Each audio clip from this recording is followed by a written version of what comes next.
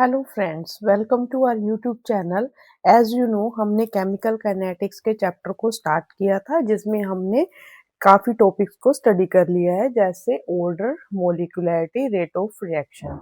आज हम करेंगे integrated rate law expression. I hope आपने वो वाली वीडियोस को देख लिया होगा।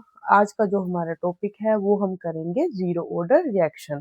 जीरो ऑर्डर रिएक्शंस के हम इंटीग्रेटेड रेट लॉ, उसका ग्राफ, उसके लाइफ टाइम्स, उसका हाफ लाइफ पीरियड, हम सब कुछ स्टडी करेंगे आज। तो स्टार्ट करते हैं जीरो ऑर्डर रिएक्शन।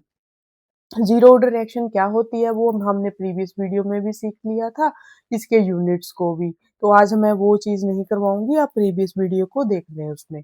तो आज हम करेंगे इंटीग्रेटेड रेट लॉ एक्सप्रेशन। तो देखो, सपोज करो अपने पास क्या है, कोई रिएक्शन है, ए इज चेंजेस इनटू प्रोडक्ट। तो हमारे पास जो रेट ऑफ रिएक्शन है वो किसके इक्वल आ जाएगा? रेट ऑफ रिएक्शन किसके इक्वल आता है? यहाँ से directly proportional to the molar concentration of reactant. ठीक है, ये जीरो ऑर्डर है तो पावर क्या आ जाएगी? जीरो। यहाँ से इसको क्या लिख सकते हैं? Minus of D A upon D T is equal to K A की पावर जीरो। ये तो वन ही हो जाएगा हमारे पास। यहाँ पे के क्या है? Rate constant. तो separating variables, separating the separating separating variables, separating variable. तो अपने पास यहाँ से क्या आ जाएगा? Minus of D A is equal to K D T. Now integrating on both sides. तो यहाँ से अपने पास क्या आएगा? Integrating on both sides, on both sides we have minus of D A, minus of D A is equal to K D T. Integrate कर देंगे हम, लिमिट क्या रखेंगे? ए नोड टू ए टी। तो यहाँ से अपने पास क्या बन गया? देखो, यहाँ से क्या बनेगा? ए नोड ए टी, आगे क्या है? Minus is equal to K T, के टी। तो यहाँ से क्या आ जाएगा अपने पास? के टी जीरो टू टी। तो यहाँ से क्या आ जाएगा? Minus of upper limit minus lower limit is equal to K T. तो यहाँ से क्या आ गया? A naught minus A T is equal to K T. तो के किसके इक्वल आ गया अपने पास? One upon T, one upon में क्या आ जाएगा? T A naught minus A T. तो ये क्या बन गया हमारे पास? Integrated rate law expression for zero order reaction. आप इस वाले को भी लर्न कर सकते हैं, इस वाले को भी कर सकते हैं, क्योंकि न्यूमेरिकल में तो हमें डायरेक्टली फॉर्मूला यूज करना होगा ना, इतनी सारी हम डेरिवेशन थोड़ी करेंगे उसमें। तो हमारे पास ये क्या आ गया? Integrated rate law expression for first order reaction. आगे देखो हम क्या करेंगे? Half life period. Half life period क्या होता है? The time at which 50% of reaction, 50% of reaction gets completed. मतलब क्या है? जब हमारे पास आधी रिएक्शन कंप्लीट हो जाएगी, उसको क्या बोल देंगे हम? Half life period. तो टी को इसमें हम क्या लिख देंगे? T half. तो देखो, जो concentration left after time T है वो इनिशियल कंसंट्रेशन से क्या हो जाएगी? इनिशियल कंसंट्रेशन के क्या रह जाएगी? हाफ। तो हमारे पास एक्सप्रेशन क्या था? K T is equal to A naught minus A T. Value put कर लेते हैं। T half, T is equal to T half, K को हम इस साइड ले आते हैं, ए नोड वन अपॉन के इधर ले आई मैं। तो ए टी की वैल्यू यहाँ से क्या आ जाएगी अपने पास? माइनस ए नोड अपॉन टू, अपोन में क्या आ गया 2, तो यहाँ से क्या आ गया T half is equal to A naught upon का 2k। तो ये क्या बन गया हमारे पास half life period for zero order reaction T half is equal to A naught upon 2k। सीधा सीधा क्वेश्चन भी पूछ लेते हैं, half life period of the zero order reaction is directly proportional to the initial concentration that is A naught. Clear? तो ये क्या आ गई हमारे पास हाफ लाइफ पीरियड। नेक्स्ट देखो अपने पास क्या है लाइफ टाइम। लाइफ टाइम क्या होता है हमारे पास, लाइफ टाइम होता है कि जिसमें हमारे पास जो रिएक्शन है वो 100% कंप्लीट हो जाए, उसको क्या बोलते हैं हम लाइफ टाइम। तो क्या हो गया life time, the time time at विच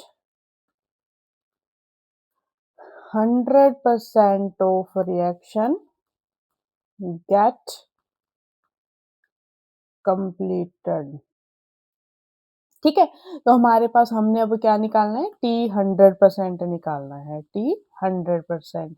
तो टी की जगह हम क्या पुट कर देंगे टी 100, तो जो ए टी होगा उस टाइम पे हमारे पास क्या हो जाएगा zero, concentration left after time क्या हो जाएगी जीरो। तो हमारे पास एक्सप्रेशन क्या था K T is equal to A naught minus का ए टी। तो यहाँ से जो टी 100 है वो किसके इक्वल आ जाएगा, देखो यहाँ से हमारे पास क्या आया T 100 is equal to A naught, यहाँ से क्या आ गया is equal to A naught, ये तो जीरो ही हो गया। तो टी 100 किसके इक्वल आ गया हमारे पास ए नोड के। तो ये क्या बन गया हमारे पास life time for the zero order reaction. तो यहाँ से ये भी बन सकता है, ये के भी है ना, के हम छोड़ गए यहाँ पे, ये के, तो टी 100 अपोन में क्या आ जाएगा यहाँ से के। तो हमारे पास ये क्या बन गया life time for zero order reaction. यहाँ से एक और भी आता है, अगर आपको ऐसे पूछ ले concentration of reactant after time T, फिर क्या क्या पूछा हुआ है, ये हमें पूछा हुआ है एटी। तो एटी हम निकाल सकते हैं, इसी इक्वेशन से निकाल सकते हैं। जैसे हमारे पास के टी इज इक्वल टू क्या था ए नोड माइनस ए टी, यहाँ से ए टी किसके इक्वल आ जाएगा, ए टी को इस साइड ले आओ, तो अपने पास क्या आ जाएगा हमारे पास यहाँ से A naught A T is equal to A naught A T is equal to A naught minus का के टी। तो ये क्या बन गया हमारे पास concentration left after time T. समझ आ गया ये वाला? ठीक है, तो ये वाला भी आपने क्या रखना है ध्यान में रखना है, ये क्या है concentration left after time T. ठीक है, ये क्या है अपने पास के टी है। ठीक है, नेक्स्ट देखते हैं। नेक्स्ट अपने पास अभी क्या आता है डिग्री ऑफ द डिसोसिएशन। जो हमने ये वाली इक्वेशन की है ना, ये हमारे पास ग्राफ में ग्राफ बनाने के लिए काफी यूजफुल होती हैं। ठीक है, इसीलिए मैंने आपको हर टाइप की इक्वेशन करवा रही हूँ, इससे आप हर एक टाइप का कॉम्पिटिटिव पार्ट सारे न्यूमेरिकल्स भी सोल्व कर सकते हैं। ठीक है, तो अभी हम क्या करेंगे डिग्री ऑफ द डिसोसिएशन। जो डिग्री ऑफ द डिसोसिएशन होती है इसको हम क्या करते हैं अल्फा से डिनोट करते हैं। तो ये क्या होती है number of moles of reactant, number of moles of reactant dissociate divided by total number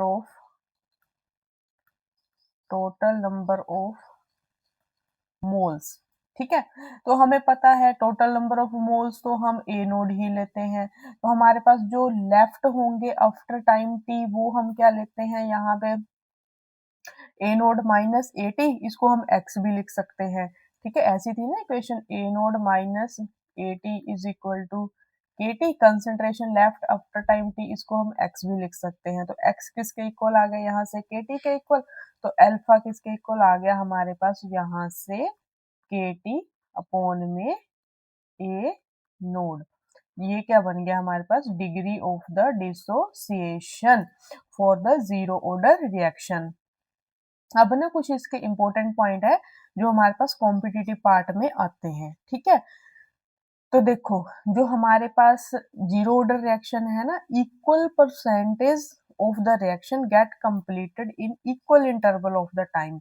मतलब क्या है हमारे पास, अगर 10% रिएक्शन 2 मिनट में हो रही है तो अगली 10% रिएक्शन भी 2 मिनट में ही होगी हमारे पास। क्लियर।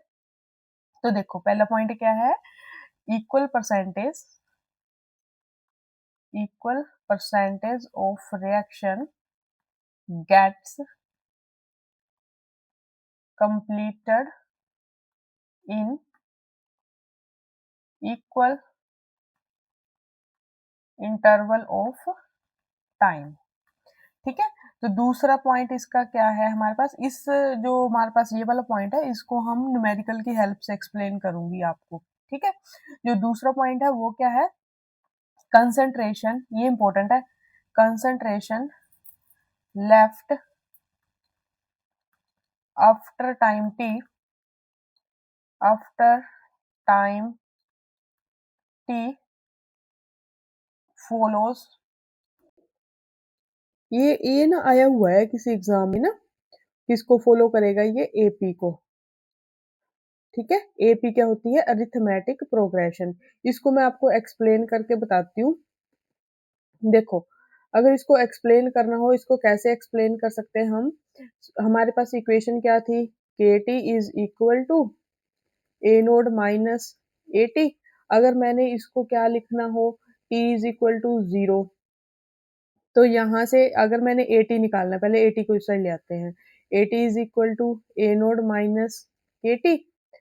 टी अगर मैंने 0 पुट किया तो ए टी किसके इक्वल आ जाएगा, यहाँ से ए नोड, ये तो 0 ही हो जाएगा। ठीक है। अगर टी इज इक्वल टू मैंने 1 टी पुट कर दिया, फिर क्या आ जाएगा, यहाँ से A T is equal to A naught minus का K T.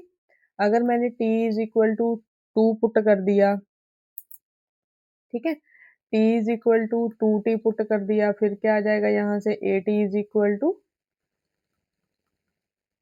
A naught minus का 2 के टी, माइनस का 2 के टी। अगर मैंने 3 टी पुट कर दिया, फिर क्या आ जाएगा, A T is equal to A naught minus का 3 के टी। अब देखो, इक्वेशन एपी होती क्या है हमारे पास, सपोज करो हमारे पास क्या है, 2 4 6 8 10। अगर इनका कॉमन डिफरेंस सेम रहे ना तो उसको क्या बोलते हैं, हम एपी बोलते हैं। ठीक है। तो हमारे पास जैसे इनका कॉमन डिफरेंस क्या है, 2 है, इसका भी 2 आया, इन दोनों को माइनस करेंगे तो 2, तो ये क्या है, एक एपी है। अब इन दोनों का देख लो, माइनस करके देख लो। ठीक है। इन दोनों को करके देख लो, चाहे इन दोनों को करके देख लो। तो जो हमारे पास डिफरेंस है, एक का बता देती हूँ करके आपको, मैं लगी करने यहाँ पे ये वाला। ठीक है। तो यहाँ पे अपने पास क्या आएगा, A T is equal to, A T is, इन दोनों को लगी माइनस करने में, तो क्या आएगा, यहाँ से ए नोड माइनस का 3 के टी माइनस का ए नोड माइनस का 2 के टी, माइनस माइनस क्या हो जाएगा, प्लस। तो ये और ये तो हो गए कैंसल आउट, यहाँ पे क्या आ गया, माइनस का के टी। अब देखो, अगर इक्वेशन ये 1, ये 2, ये आई 1, ये 1, ये 2, ये 3, ये वाली, ये वाली क्या आ जाएगी अपने पास, 4। ये मैंने किया किया 4 माइनस 3 किया, ये वाला जो ये वाली इक्वेशन आई ना, ये आई हमारे पास 4 माइनस 3। अगर हम इन दोनों को करेंगे माइनस, 3 माइनस 2 करेंगे, तब भी हमारे पास क्या बचेगा, माइनस का के टी। इट मीन्स कि हमारे पास जो जीरो ऑर्डर रिएक्शन है वो किसको फॉलो करती है, हमारे पास अरिथमेटिक प्रोग्रेशंस को। आई होप आपको ये क्लियर हो गया होगा। अभी हम चलते हैं नेक्स्ट, ग्राफ्स। ठीक है। ग्राफ बहुत ज्यादा इंपॉर्टेंट होते हैं, काफी बार पेपर्स में रिपीट होते हैं, ये कॉम्पिटिटिव पार्ट में आते ही आते हैं। ठीक है। ग्राफ कैसे ड्रॉ करते हैं वो मैं आपको एक डिफरेंट वीडियो में भी सिखाऊंगी, पर अभी के लिए हम इसी का कर लेते हैं। सपोज करो आपको जो ग्राफ पूछ ले, आपको जो ग्राफ पूछा हो वो पूछा हो रेट ऑफ रिएक्शन पहले आसान से ही कर लेते हैं। यहाँ पे ए नोड का पूछ लिया, इधर क्या है हमारे पास टी हाफ का। ठीक है, जो एक्स एक्सिस पे है वो क्या है टी हाफ है, जो वाई एक्सिस पे है वो क्या है ए नोड है। तो टी हाफ की इक्वेशन क्या होती है हमारे पास, हमने अभी की ए नोड अपॉन 2k। ठीक है, याद रखना हमने इसको इससे कंपेयर करना है, y is equal to M X plus C. यहीं पे c क्या है इंटरसेप्ट है, m क्या है स्लोप है। तो अब देखो बाई एक्सिस पे हमें क्या चाहिए ए नोड चाहिए ना, तो ए नोड को हम इस साइड ले आते हैं, तो ए नोड किसके इक्वल आ जाएगा यहाँ से, A naught is equal to 2k T half, plus में तो कुछ है ही नहीं, इंटरसेप्ट तो है ही नहीं, तो यहाँ पे हमारे पास इंटरसेप्ट नहीं है, तो ये ग्राफ कहाँ से स्टार्ट होगा, ओरिजिन से। तो इसकी स्लोप कितनी आ गई अपने पास यहाँ पे स्लोप कितनी आ गई अपने पास 2k, एंड इंटरसेप्ट कितना आ गया अपने पास 0। क्लियर। अब सपोज करो आपको यही ग्राफ ऐसे पूछ ले, इसका उल्टा पूछ ले, टी हाफ इधर को दे दें, ए नोड इधर को दे दें, फिर कैसे करोगे, वही इक्वेशन कर लो अप्लाई, टी हाफ किसके इक्वल होता है हमारे पास ए नोड अपॉन 2k, ए नोड अपॉन 2k। अब इंटरसेप्ट फिर से नहीं है, तो ये क्या बन जाएगा ग्राफ ओरिजिन से, तो इसकी स्लोप किसके इक्वल आ जाएगी अब 1 अपॉन 2k के। इंटरसेप्ट क्या आ जाएगा अपने पास 0। ठीक है, तो इस ऐसे ग्राफ को रट्टा नहीं मारना है, अगर आपको बेसिक आते हैं तो आप किसी भी ग्राफ को ड्रॉ कर सकते हैं। क्लियर। तो सपोज करो आपको और ग्राफ पूछ लिया, जैसे rate of reaction, rate of reaction versus किसका पूछ लिया आपको कंसंट्रेशन का। तो देखो जीरो ऑर्डर रिएक्शन में अपने पास क्या होता है, हमें पता है जो रेट ऑफ रिएक्शन है, रेट ऑफ रिएक्शन है वो क्या होता है कि इंडिपेंडेंट ऑफ कंसंट्रेशन, जीरो है ना, इंडिपेंडेंट आएगा तो ग्राफ कैसे ड्रॉ हो जाएगा ऐसे। क्लियर। तो अपने पास ये क्या बन गया, rate of reaction versus concentration का ग्राफ। ऐसे आप कोई भी ग्राफ ड्रॉ कर सकते हैं। तो ये अपने पास क्या था, जीरो ऑर्डर रिएक्शन। अगली वीडियो में हम क्या करेंगे, फर्स्ट ऑर्डर रिएक्शन को स्टडी करेंगे। आई होप आपको आज का जो टॉपिक था वो जीरो ऑर्डर रिएक्शन पूरा क्लियर हो गया होगा। अगर आपको कोई डाउट है तो आप कमेंट बॉक्स में मेरे से पूछ सकते हैं। बाकी जो ग्राफ हैं वो मैं आपको एक सेपरेट वीडियो दूंगी, उसमें हर एक टाइप के ग्राफ को हम डिस्कस कर लेंगे कि कैसे ड्रॉ करते हैं। क्लियर। आज के लिए हम इतना ही करेंगे, मिलते हैं हम नेक्स्ट वीडियो में। अगर आपको वीडियो पसंद आती है तो वीडियो को लाइक शेयर एंड कमेंट करें। Thank you for watching.